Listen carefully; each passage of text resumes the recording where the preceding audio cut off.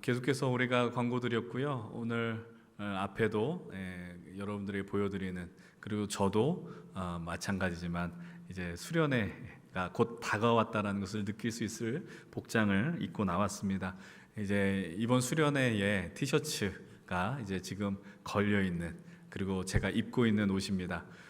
여러분들 뒷면에 보면은 익숙한 그림이 하나 있습니다. 이번 8월 24일에 저희 특별 집회, 초청 집회 오시는 서경 작가님께서 직접 그려주신 이미지를 이제 우리 수련회 티셔츠 굿즈로 만들면서 이제 여러분들 남은 시간 속에서 함께 좀 기도해 주시고, 또 하나님께서 얼마나 역사하실까 좀 소망할 수 있었으면 좋겠습니다. 수련회를 우리가 그냥 여름이 되면 진행하고 또 그냥 여러분들이 회비를 내면 또 시간이 되면 간다, 이런 것이 아니라 여러분들이 정말 기도로 이 모든 것들을 준비할 수 있었으면 좋겠습니다. 어떤 임원들과 아니면 어떤 리더들만의, 아니면 찬양팀만의 수련회가 아니라 여러분들이 이 자리에 어떠한 마음을 임하였는가. 저는 정말 소망하는 것은 무엇이냐면, 우리가 전체적인 큰 주제를 갖고 나아가지 않습니까? 하나님이 우리를 빚어가시고 우리를 불응하신다는 그 믿음, 그 믿음을 수련을 통해서 확인하는 겁니다. 여러분들이 이미 하나님을 만나셨고 하나님의 은혜 아래 있습니다. 그러나 하나님이 나를 여전히 붙들고 가시는가, 그것을 이번 수련을 통해서 다시 한번 확인하십시오. 그리고 그 확인을 통해서 여러분들 일상 속에 하나님이 나를 통해 어떻게 역사하실까를 기대하는 우리 모든 우리 형제 자매들, 우리 하늘 가족들이 되었으면 좋겠습니다. 이제 말씀을 본격적으로 나누기 전에 아주 짧은 영상입니다. 짧은 영상을 함께 나누고 말씀을 시작을 하려고 하는데, 오늘 말씀과 연결되는 그 연상되는 그 장면이거든요. 우리 함께 한 1분 40초 정도 영상 함께 나누도록 하겠습니다.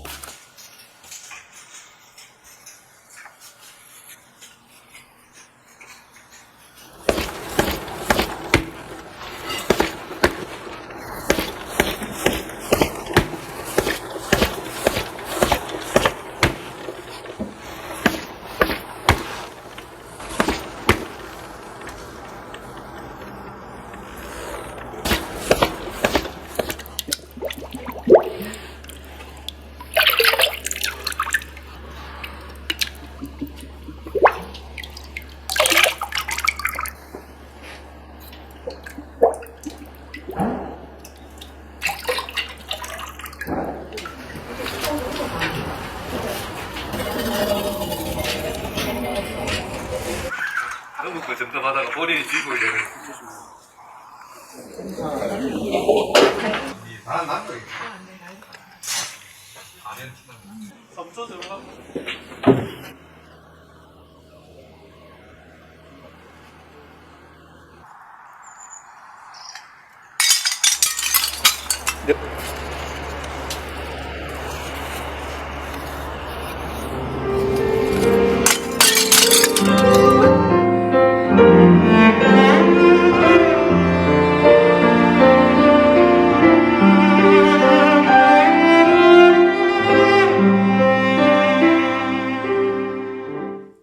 네, 1분 한 40초 정도 짧은 영상입니다. 어떤 내용인지 아시겠죠? 하나의 그 도자기가 만들어지기까지의 그 과정, 공정을 살펴봤습니다.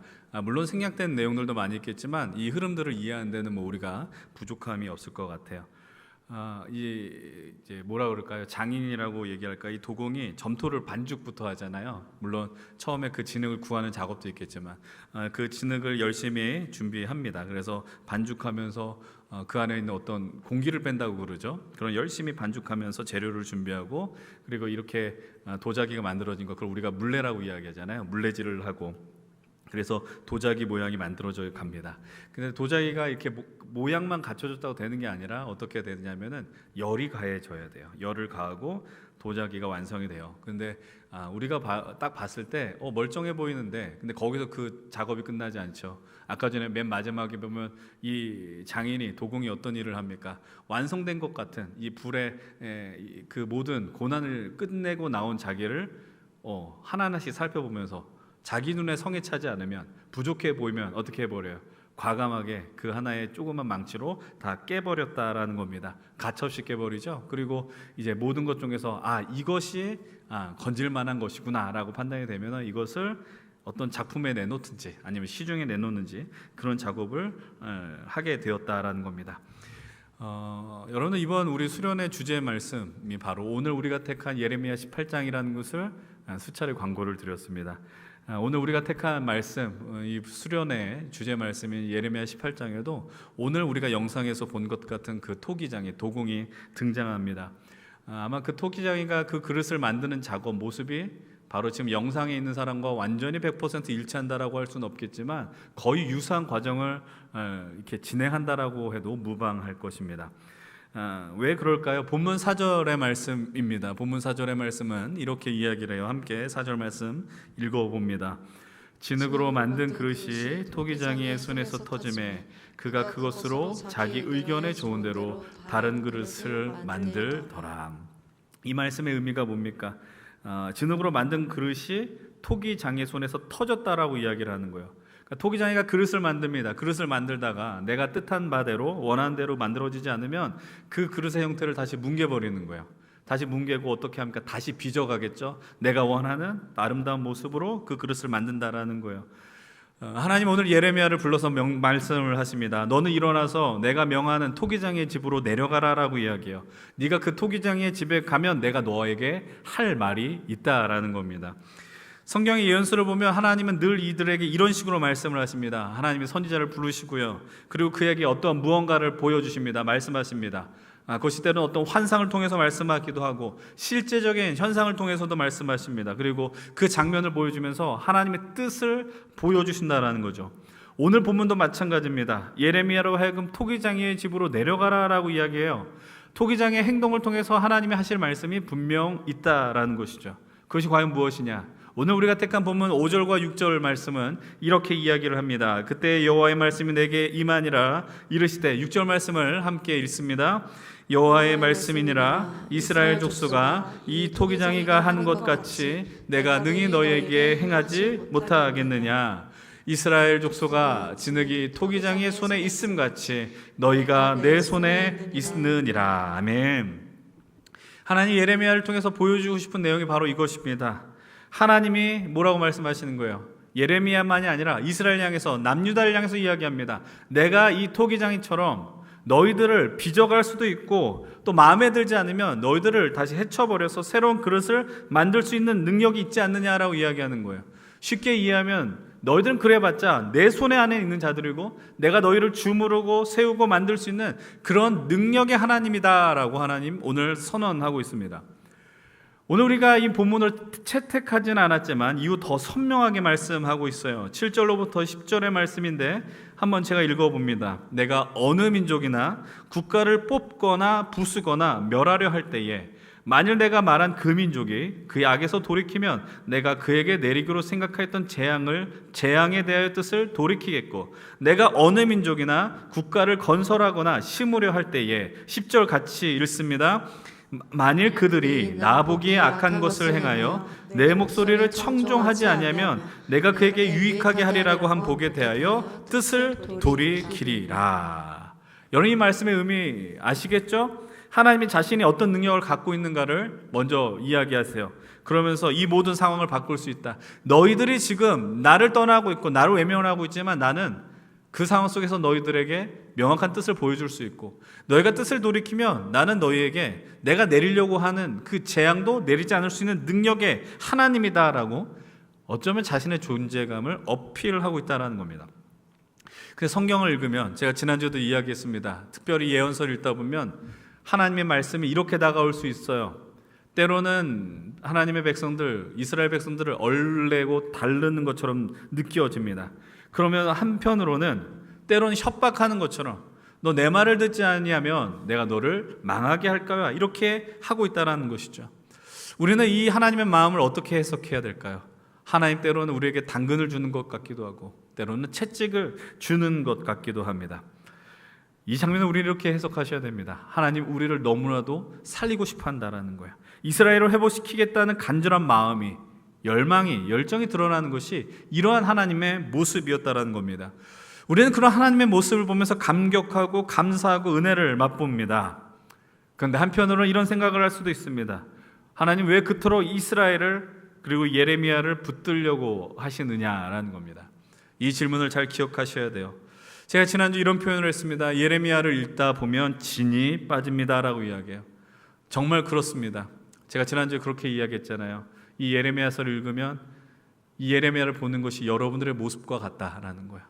내가 참 힘들다, 징징댄다라는 표현을 썼어요. 하나님 앞에서 늘 징징대고 있는 게 예레미야였습니다.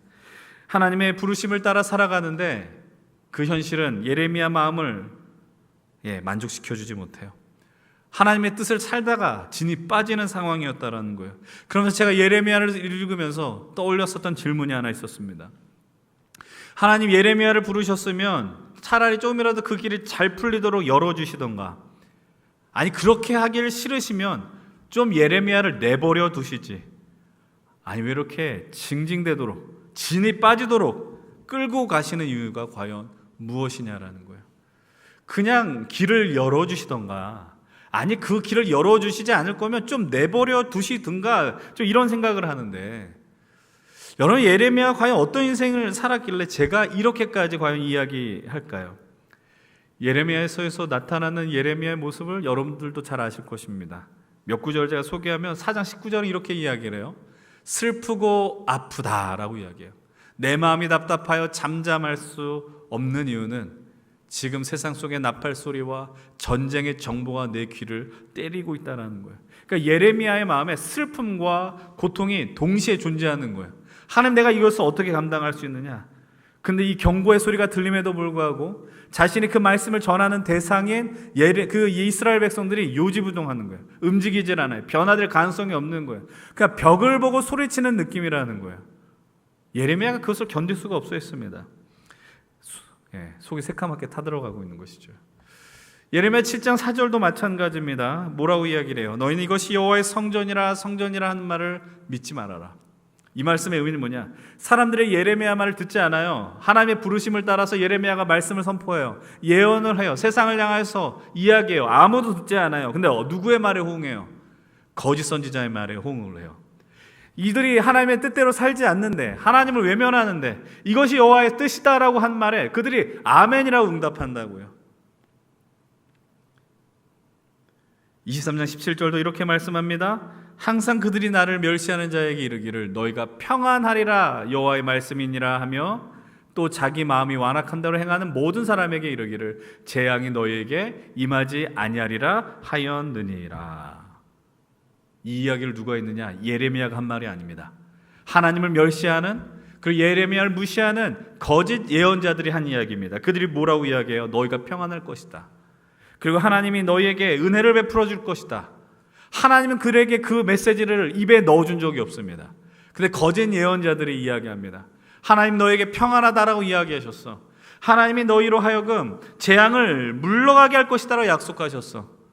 자기의 마음대로 듣는 자들이 원하는, 듣고 싶어하는 이야기만 입에 떠 먹여줬다라는 것이죠. 이것이 하나님 보시기에 얼마나 악한 일인지 모릅니다. 우리가 수련회 둘째 날 오전에 2단 특강을 예정하고 있습니다.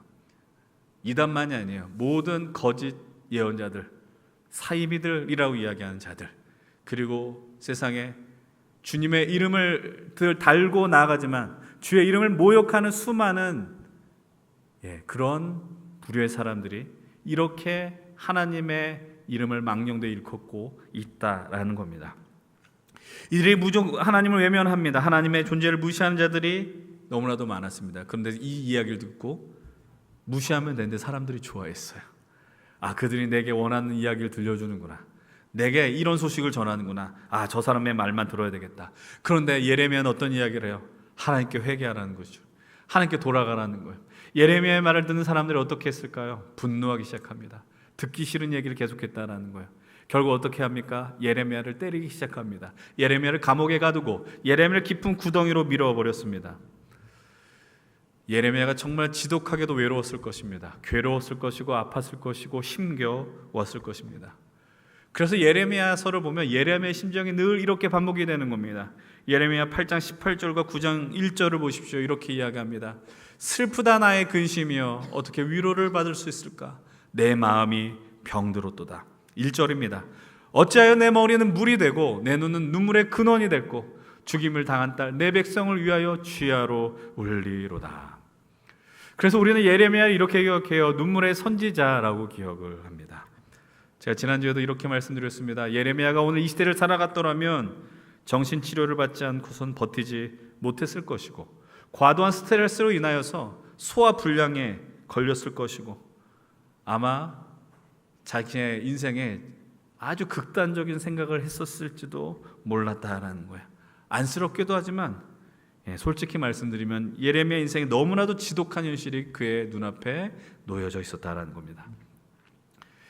이 점에서 다시 한번 우리는 오늘 우리가 던지는 그 중요한 질문을 떠올리셔야 됩니다. 그것이 무엇이냐? 왜 그토록 그러면 하나님은 예레미야를 놓아주시지 않았냐라는 거예요. 이렇게 지독한 이 현실 속에 왜 예레미야를 그토록 끌고 가는 이유는 과연 무엇이냐라는 겁니다. 여러분 그런 생각하지 않았습니까? 오늘 이 시대 사람들이 하나님을 외면하고 하나님을 부인하고 내가 그래서 이 믿음을 지키고 살아가고 있다는 것이 조금이 아니죠. 많이 위축되죠. 그래서 많은 젊은이들이 교회를 떠납니다. 교회를 다니지 않습니다. 그냥 허울뿐인 가난 성도라는 이름으로 스스로 합리화합니다. 난 하나님을 믿지 그러나 난 교회를 다니지 않아. 난 주님이 좋다고 생각해. 예수님이 좋다고 생각해. 그러나 교회는 싫어. 물론 그렇게 교회를 떠날 수 있습니다. 그러나 자기 합리화의 이야기인 경우가 얼마나 많은지 몰라요. 지난 수요일부터 수련회를 위한 기도 모임이 시작이 되었습니다.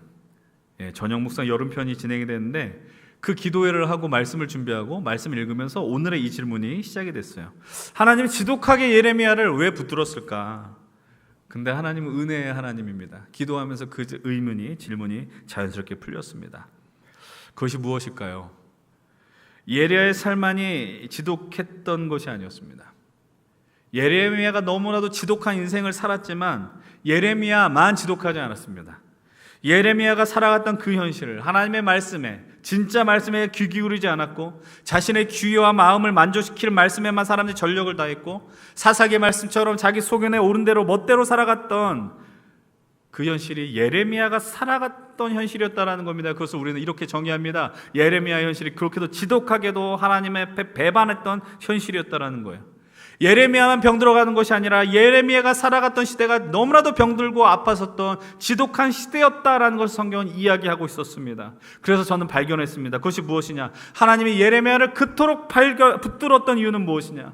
눈물을 흘리고 고통을 호소했던 그를 계속 불러내면서 사명을 부어주신 이유는 무엇이냐? 그냥 사람과 경주에서 지쳐가는 떨어진 이를 향해서 너는 사람과 경주에서 무너진 인생이 아니라 말과 경주할 수 있을 정도의 사람이다라고 하는 그 말씀의 의미는 과연 무엇이었느냐? 이렇게 지독한 현실에 살아간 예레미야를 하나님은 택하시고 부르셔서 그냥 내버려 두는 게 아니에요. 그냥 부르셔서 너 그냥 알아서 살아가라고 하는 게 아니라 이 지독한 시대를 견딜 수 있도록 하나님은 계속해서 그를 붙드시고 빚어가시고 만들어갔다라는 겁니다. 사랑하는 여러분들, 오늘 이 자리에 있는 여러분들도 마찬가지입니다. 하나님이 여러분 불러내셨습니다. 하나님의 백성으로 하나님의 자녀로 살도록 고백하게 하셨습니다. 근데 여러분을 향해서 네가 이제 이 믿음을 따라서 알아서 살라고 그냥 내버려 두는 게 아니라 내가 너의 인생이 다 할 때까지 너를 붙들고 책임져 줄 거야라고 말씀하고 있다는 거예요. 예레미야를 향해서도 마찬가지입니다. 네가 이 지독한 시대를 살아가고 있지, 내가 이 시대를 살아갈 수 있도록 너가 이 시대를 살 수 있는, 견딜 수 있는 능력을 오늘 너에게 줄 것이다 라고 말씀하고 계세요. 사랑하는 여러분들, 오늘 그 시선으로 오늘 본문을 다시 바라보셔야 됩니다. 오늘 말씀 6절의 말씀을 우리 한 목소리로 다시 한번 읽습니다. 함께 읽겠습니다. 여호와의 말씀이니라. 이스라엘의 족속아, 이 토기장이가 하는 것 같이 내가 능히 너희에게 행하지 못하겠느냐? 이스라엘의 족속아, 진흙이 토기장이의 손에 있음같이 너희가 내 손에 있느니라. 아멘.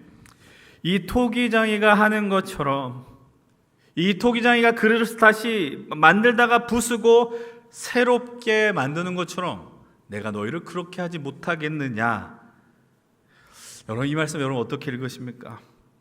내가 너를 부술 수 있으니까, 네가 쌓는 탑을, 너희 인생의 탑을 내가 하루아침에 망가뜨릴 수 있으니까 너희들은 내 말을 잘 들어야 해. 이렇게 읽히고 계십니까? 늘 말씀드리지만 하나님은 공포의 하나님이 아닙니다. 하나님 우리를 향해서 협박해서 너 안 믿으면 너 큰일 나라고 하신 하나님이 결코 아니라는 겁니다. 그럼 이 말씀 어떻게 이해할 수 있습니까? 이 지독한 현실, 하나님을 대적하는 것 같은 현실을 너가 이길 수 있도록 반드시 나의 그릇으로 만들어 갈 것이다라는 하나님의 열망과 결심의 표현이라는 사실입니다. 사랑하는 여러분들, 오늘도 우리를 향해서 하나님은 동일하게 말씀하십니다. 오늘 여러분들의 인생의 삶이 예레미야만큼 아닌 것 같은데 예레미야 시대만큼 독한 시대를 살아가고 있습니다. 우리가 절대적 빈곤에 살아가고 있지는 않지만 그런 시대를 살아가지만 많은 사람들이 하나님을 대적합니다. 외면하고요.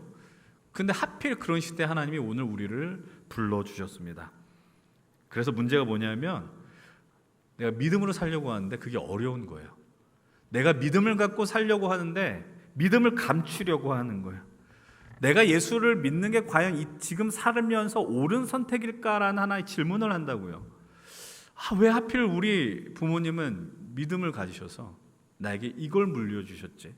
내가 하나님을 몰랐었더라면 조금 내가 자유롭게 살 수 있지 않았을까? 이런 질문을 던집니다. 아니, 나의 신앙이 하나님을 아는 지식이 내 미래를 향한 어떤 방해처럼 느껴지더라라는 것이죠. 아니, 반대로 내가 하나님을 믿으면 내 현실의 길이 좀 열렸으면 좋겠는데, 내가 하나님께 기도했을 때 하나님 응답하시면 차라리 그렇게 하면 내가 믿을 맛이라도 있죠 라고 생각하시지 않습니까? 그런데 오늘 우리의 현실이 그렇지 않아요. 그럼 하나님 찾지 마시죠. 이럴 거면 나 부르지 마시죠. 왜 계속 부르셔서 모두가 하나님 떠나는 이 시대, 이 믿음의 동역자를 현실 속에 찾기 어려운 시대 왜 나를 이렇게 붙드십니까? 라는 마음을 갖게 되더라라는 겁니다. 사랑하는 여러분, 이렇게 힘겨운 시대 속에 오늘 하나님 우리를 향해서 말씀하시는 겁니다. 그것이 무엇이냐? 온 세상이 나와 상관없이 악으로 질주해가고 있고 어둠으로 질주해가고 있는데 내가 그 시대 속에 너를 그냥 두지 않고 이 시대를 견딜 수 있는, 이 시대를 극복할 수 있는, 믿음으로 승리할 수 있는 너의 아버지가 되어줄 것이고 토기장이가 되어줄 것이고, 그래서 어떤 상황 속에서든지 너로 승리케 하겠다라는 하나님의 약속이 오늘 말씀 속에 담겨 있습니다. 여러분들 좀 일그러지면, 완전 녹초가 되면, 우리가 약간 깨지는 것 같으면, 내 인생에 금이 가는 것 같으면, 내가 구겨지는 것 같으면 하나님 뭐라고 말씀하는 거예요? 내가 너를 새롭게 만들겠다라고 약속하시는 겁니다.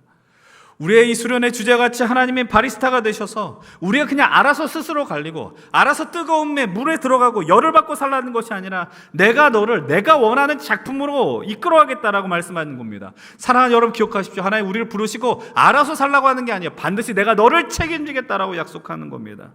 그 의지를 이 말씀 속에서 확인하셔야 됩니다. 아니, 성경 66권에 하나님의 열망을 발견하셔야 됩니다. 그래서 우리가 어떠한 인생 속에서도 어떠한 현실 속에서도 깊은 맛을 낼 수 있는 그런 사람으로 만들겠다라고 오늘 하나님은 말씀하고 있습니다. 그래서 우리를 예배로 부르셨어요. 우리를 이 일상의 자리에 믿음으로 살도록 인도하셨어요. 그리고 우리로 수련회로 부르셨다는 사실입니다. 사랑하는 여러분들, 예레미야는 여전히 울었어요. 예레미야는 여전히 깊은 근심으로 마음에 병이 들었다라고 고백해요. 오늘 우리도 이런 삶을 살아가요. 그리고 이 예배의 자리에 있음에도 아프다라고 이야기하는 여러분도 있을지 모르겠어요. 그래서 여러분들 마음속에 나 교회를 떠나고 싶고 하나님 앞에 도망치고 싶은 마음이 생겼을지도 모르겠어요. 그런 준비를 하고 있는지도 모르겠어요. 이미 준비를 해서 탈출한 이가 내 옆에 가깝게 있을지도 모르겠습니다. 그런 마음을 갖고 계시다면, 또 그런 사람이 옆에 계시다면 오늘 말씀을 통하여 중심을 잡으셨으면 좋겠어요. 제가 말씀을 마무리하면서 몇 가지 예를 들 텐데, 제 손에 하나 무언가를 여러분들에게 보여드리려고 합니다. 이게 어떤 게 있죠? 5만 원짜리 지폐입니다. 제가 이 지폐를 들고 여러분들에게 이 지폐를 가질 사람을 손들어 보십시오라고 한다면, 설교가 마무리되는데 이렇게 눈이 반짝이면 마음이 많이 아픕니다. 들어보십시오라고 하면 들겠어요, 안 들겠어요? 들죠. 안 줄 거예요. 근데 그냥 얘기를 하는 거예요. 그럼 다시 질문할게요. 이 지폐가 사정없이 구겨지는 거예요. 이렇게 사정없이 구겨지고, 근데 이걸 다시 펴볼게요. 그러면서 제가 다시 한번 질문을 할게요. 이 구겨진 지폐를 가질 사람 손 들어 보십시오 라고 하면 어떻게 하시겠어요? 그래도 손을 들어요. 너무나도 당연하죠. 왜요? 이 종이가 멀쩡한, 이 지폐가 멀쩡하게 펴져 있든 아니면 구겨져 있든 이 지폐가 갖고 있는 5만 원이라는 그 가치는 변함이 없기 때문입니다. 이 상황 속에서 그 한 가지 그림을 하나 볼까요? 여러분들 하나 좀 그림을 보여주려고 했는데, 여러분 이 도자기 모습이 어떻게 보여지십니까? 특이한 점이 발견되세요? 이 도자기의 특징이 뭐냐면은 깨진 것을 다시 이어서 붙여서 만든, 복원시킨 거예요. 이것을 킨치기 기법이라고 이야기를 합니다. 그냥 단순히 깨진 도자기를 붙이는 게 아니고요, 각 도자기 조각들을 오칠로 접착한 다음에 그 안에 뭘 바른 거예요? 금가루를 붙여서 깨진 흔적을 아름다움으로 승화시키는 형태가 바로 이 킨치기라는 도예법입니다. 이 특징을 한 가지, 세 가지로 나눠서 이야기한다면 이런 거예요. 첫 번째는 자연스러운 아름다움을 추구하게 돼요. 인위적으로 흠집을 가리지 않아요. 그냥 깨진 부분을 금으로 칠해서 새로운 가치를 창출합니다. 두 번째는 어떤 의미가 있을까요? 이걸 통해서 세상에 둘도 없는 작품이 되는 거죠. 깨질 때 어떻게 깨진다 예상하고 깨지 않잖아요. 내가 이렇게 어떤 각도가 돼서 어떠한 퍼짐으로 나간다 이렇게 하지 않죠. 세상에 둘도 없는 유일무이한 작품이 됩니다. 세 번째로, 오히려 이 파손을 통해서 이 작품이 갖고 있는 깊은 역사, 이 갖고 있는 어떤 전통을 갖게 하는 그 의미를 만들어 준다라는 사실입니다. 사랑하는 우리 힘센 하늘 가족 여러분, 제가 오늘 이걸 통해서 여러분들에게 뭘 이야기하려는지 이제 대충 좀 느낌이 오시죠? 하나님 우리를 빚어가십니다. 하나님 우리를 추출하시고요. 여러분 처음에 우리가 봤었던 영상을 보게 되면 그 도공이 이 도기를 만들고 어떻게 해요? 깨트려 버리죠. 깨튼 도자기는 어떻게 되냐면 버려요. 근데 오늘 우리 말씀 속에서 나온 토기장이가 되신 우리 하나님은 어떻게 하시냐? 그 그릇을 만들어 가세요. 근데 그것이 마음에 들지 않았을 때 어떻게 해요? 깨트리시고 그 모양을 해쳐버릴지 모르겠어요. 그런데 그 깨진 그릇을 우리 하나님은 버리지 않으신다라는 거예요. 하나님 말씀하세요. 이 깨진 걸 내가 너 버려라고 이야기하지 않아요. 다시 빚겠다라고 약속하십니다. 우리가 방금 본 이 킨지기라는 이 도자기보다 더 아름답고 더 깊게 만들어 가셔서 하나님 여러분들을, 저와 여러분, 이 우리 힘센 공동체를 세상에 둘도 없는 유일한 당신의 작품으로 만들어 가십니다. 사랑하는 우리 힘센 하늘 가족 여러분들, 이번 수련회가 여러분들에게 진실로, 제가 처음에도 말씀드렸죠, 하나님을 확인할 수 있는 자리가 될 수 있기를 원합니다. 혹시 내 인생이 구겨진 것 같고 깨어진 것 같은 느낌을 받고 계십니까? 근데 그런 인생을 포기하지 않고 빚어가시고 부르임하시고 새로운 피조물로 만들어 가신 하나님을 진실로 만나는 수련회가 되었으면 좋겠어요.